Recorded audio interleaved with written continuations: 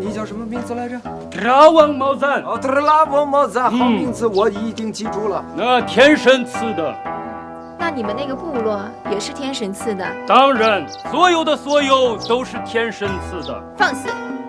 难道我大唐也是你那个神赐的？不是放肆，是我父亲说的。我的父亲是部落的首领，他死以后，我的哥哥分给我一半的银库和一块牧场。当然，唯一的条件就是我再也不能回家。哦，那你的哥哥是个混蛋？不是混蛋，这是非常仁慈的作为。我喜好钱财，胜过喜好女人。这个花露水在我们土蕃的价值难以估计。我带这么多回去，一定能换下哥哥所有的牧场。哦，你还是想要你的牧场？当然，但是我不会去要。我的哥哥是个能守住家业的人。如果把牧场给了我，我可能把它换成没有用的东西，这样会对不起我死去的父亲。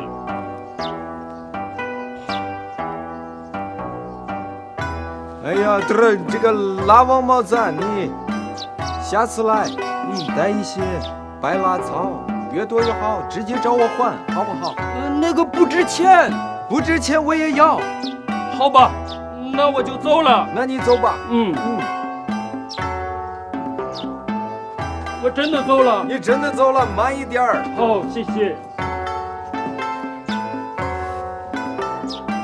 哎，老师，你看一下他那个药材是不是真的？我们别被蒙了。我看了是真的，咱生意倒是不亏，就那人太臭了，我可不想理他。哎，姐夫，晚上回去你可得洗澡啊，要不姐姐不能让你上床的。多嘴。赶紧回去，我们走。这个丫头一点礼数也不讲。走吧。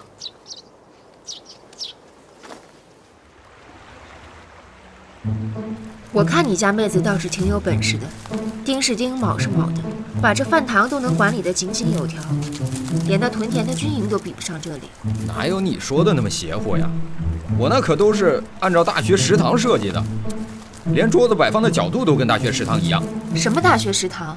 又在这儿胡说八道呢。总之，这个作坊到处透着与众不同，不知比造纸坊好了多少倍。哎，你就别这么比较啦。那论规模的话，你那造纸作坊的会议室都比这个大。我不管，以后照这个样子给我把造纸坊管理起来。同样都是合作，凭什么偏心啊？难道本宫在你心里的位置就那么不如你家夫人啊？我想起那个拉王毛赞的那个牛尾了，你说它真的是牛尾吗？还是别的东西？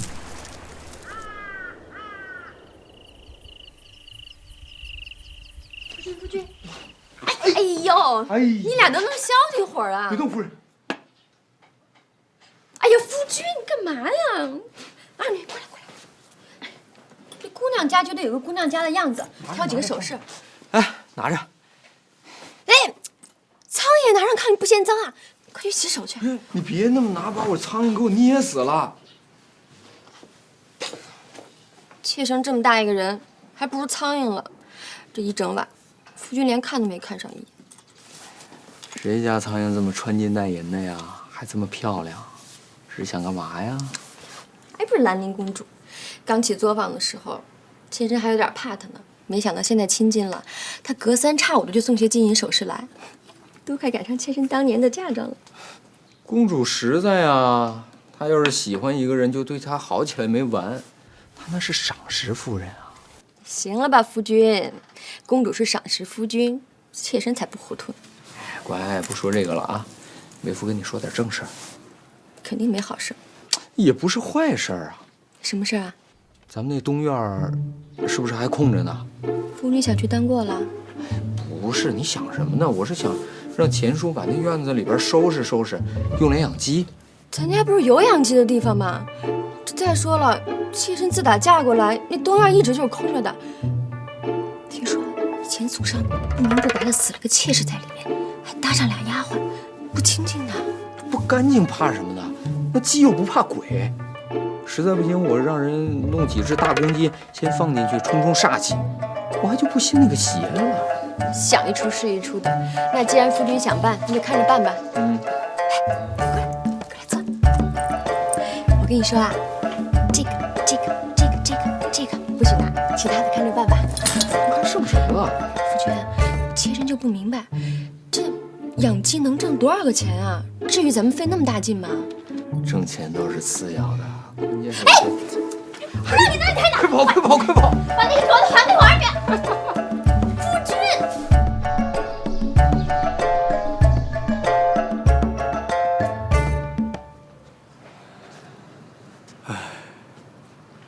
想来皇帝赠送牡丹，那已经是10几年前的事了。老汉君，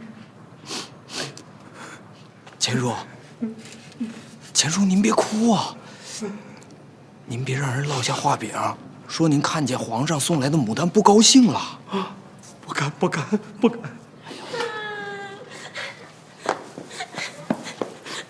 你怎么也哭了啊？这怎么弄的？被蜜蜂蛰了。这夫人一时半会儿也回不来啊，这怎么办？钱叔，您懂这个吗？把刺挑出来就好了。挑出来。疼。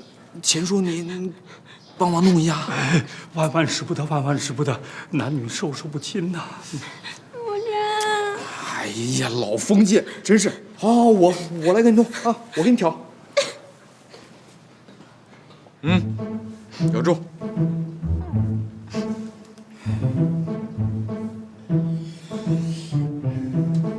这刺儿在里面呢，你忍一下，我先挤出来啊。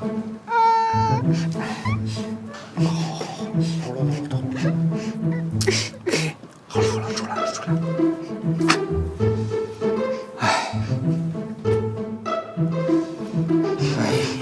别咬了，看着我都心疼。明天换件素净点的衣裳啊，要不然还得挨折。好兴致啊，这天还亮着呢。要说出门看牡丹，是没有在家里快活。妾身回来早了，还望夫君见谅。看你说什么呢？他被蜜蜂蛰了，我这帮他挑刺儿呢。你看看，被蜂蛰多大点事儿啊？上回连蜂窝都捅了，也没蛰过几下，这回倒可怜起来了。我看看，怎么那么大呀？是啊，你又不在家，我都不知道怎么弄。后来是问了钱叔，钱叔说要先挑刺儿。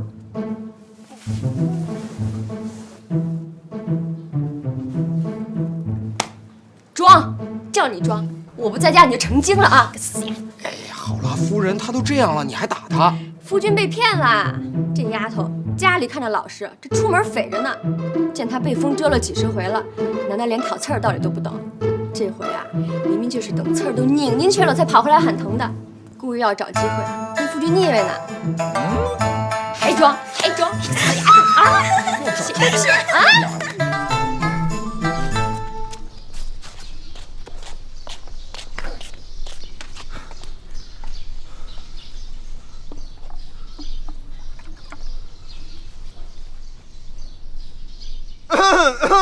这牡丹花下死，做鬼也风流。你知道说的是谁吗？是啊。这就是说呀，说就是像我只要是一找着心爱的牡丹，一定是鞠躬尽瘁，死而后已的。小蝶，蜜蜂，小心，快，小心！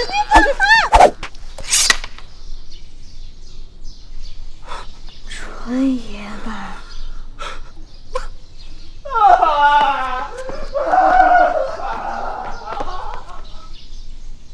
哎，明天呢，叫人把那牡丹花送走一些吧，家里边留几盆摆摆看着就行了。你看那后院都堆满了，要不然一不小心又要挨蛰了，又是麻烦。那就程家的送秦家，崔家的送杜家。这花呀，看是好看，栽到盆里就活不长了，正好赶紧送走吧。为啥活不长啊？牡丹就这样，得沾地气，吃荤的花，就跟咱二女一样，模样俊，但离了肉就活不成了哈。二女，你看他要把你送走了。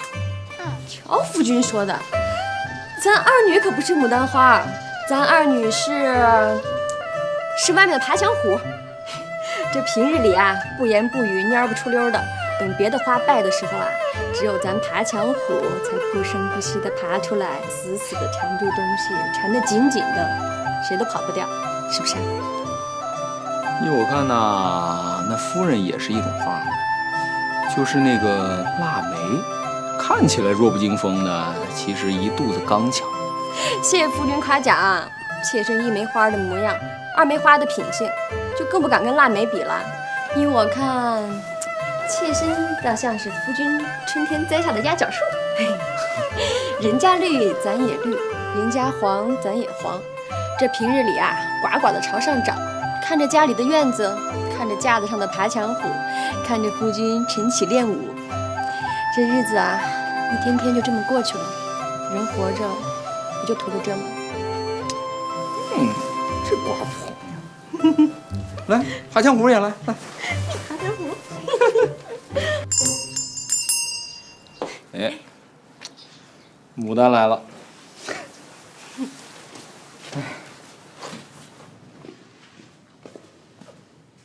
大姐，都这样了，你又送来2车，你没看见我那院子里边牡丹都成灾了，还凑什么热闹啊？彼此，我府上的也成灾了，所以才挨家挨户的送。跟你最亲近，就多送了2车。行，你送你的啊，回头我再差人呢往你府上送2车，咱们就扯平了。你要敢给我送回去2车，我就让人给你拉回来4车。算你狠，我认栽了。赶明儿我祸害别人去，行不行？算你识相，不跟你计较这些了。对了，潼关找煤的人已经来信了，说是发现了你说的那种煤炭。我不是教你怎么用标点符号了吗？你看你下边人这怎么写信呢？你给我解释解释，这什么意思？你是传给我了，可也没说我可以往外传呀。知道你看不明白，故意气你的。你今天吃了枪药，跟我对着干是不是？行，那你既然已经找到了，啊，那你就挖。至于怎么挖、怎么练，你们自己琢磨去吧。那我也不管了，让工部的人自己想办法吧。随便你。哎，你说工部的人背地里会不会骂咱俩呀？骂咱俩？什么意思呀？咱俩的事儿，工部都知道了。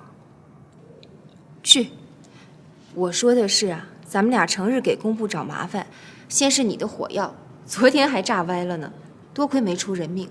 这过2天再把煤拉过去，不把他们忙死了，能不骂咱们吗？那都是你找的麻烦。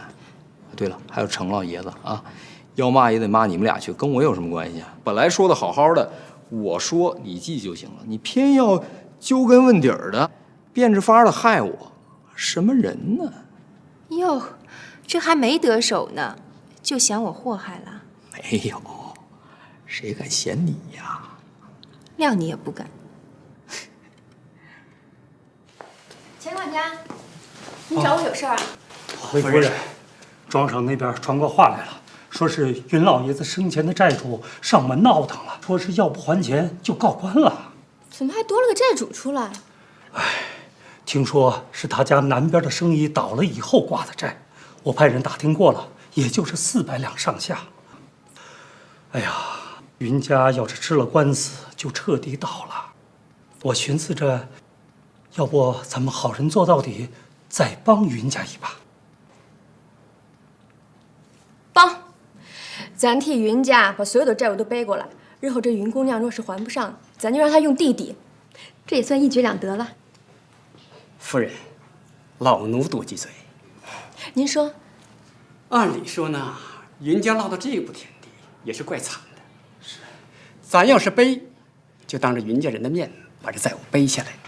云姑娘是愿意呢，那是皆大欢喜；如果不愿意，咱也不要强求。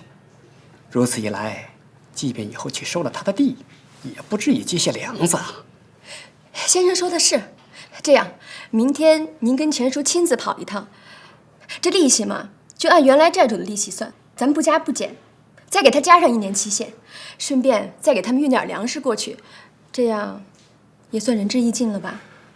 这样好，太好了。好。哎呀，夫人，你太好了。哎，好，太好了。啊，走。这些日子怎么不往军部跑了？忙啊，忙得我都脱不开身，光顾着打粮食了。我估计现在那些高丽人应该饿得连刀都拿不动了吧？哎呀，你们这仗打的呀，真是太没人性了。怎么不说你自己啊？这可都是你的雄才伟略。现在军营里人人都夸你，把你吹得跟姜太公似的。就你对吐蕃那个政策，让他们整整说了1个月。哎，你不说我都忘了。你还记得前几天在花露水作坊见的那个吐蕃商人吗？就把你熏得臭烘烘那个。你家夫人晚上没让你上床吧？他敢。他说让我洗2遍澡，我偏不。我洗了3遍。去，你这故意气我。说，那吐蕃商人怎么了？你记不记得他那天说过，说他们吐蕃都是靠一种叫白鹰的鸟来播种的，而且他还把那个鸟嘴镶在了那个特别恶心的牛尾上，记得吗？好像是有这么回事儿。如果情况属实的话，我想我们可以大量收购这种鸟的嘴。你也太损了，这也是武穆遗书上教的。少蒙我了，以古人的操守，还不至于这么阴险缺德。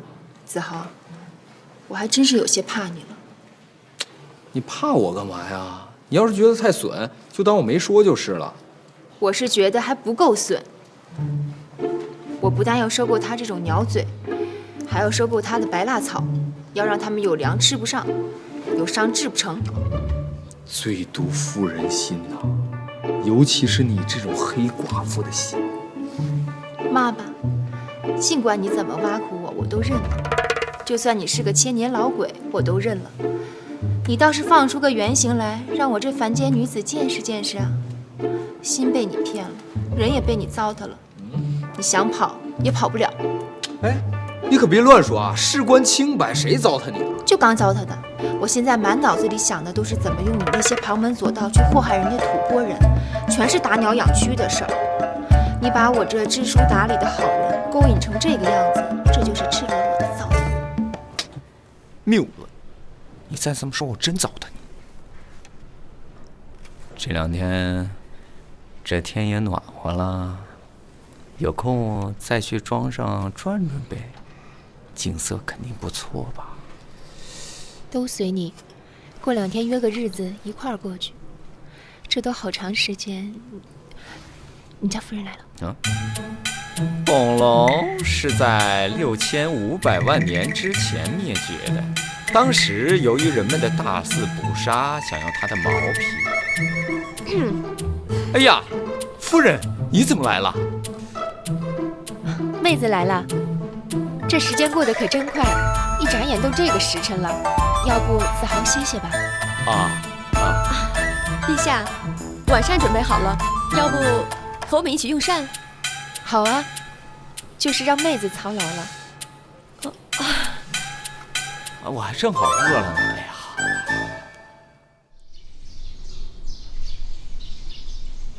哎呀，哎，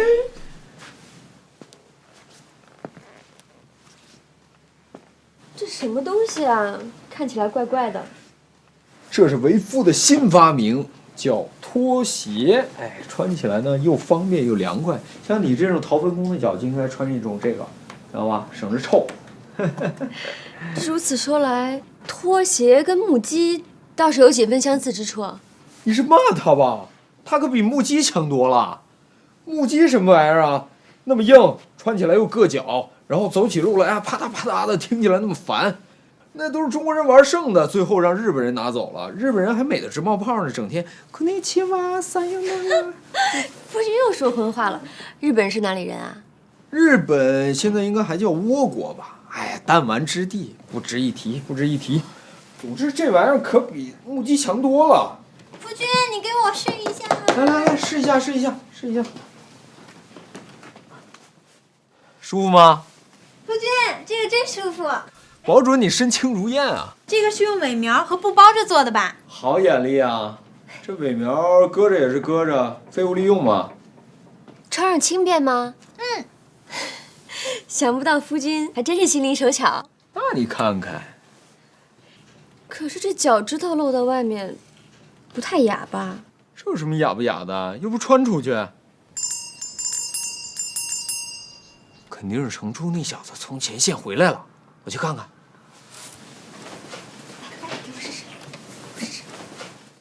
王子豪对兰陵公主普及了现代化的管理概念，兰陵惊喜万分。他更是突发奇想，提出了养蛆喂鸡的想法。看来王家又多了一条致富的门路。下一集，你们偷了花露水作坊的工艺出来自己开店，你们夫妻俩倒真会算计呀！啊，真流的方法，我们是从陈家庄看来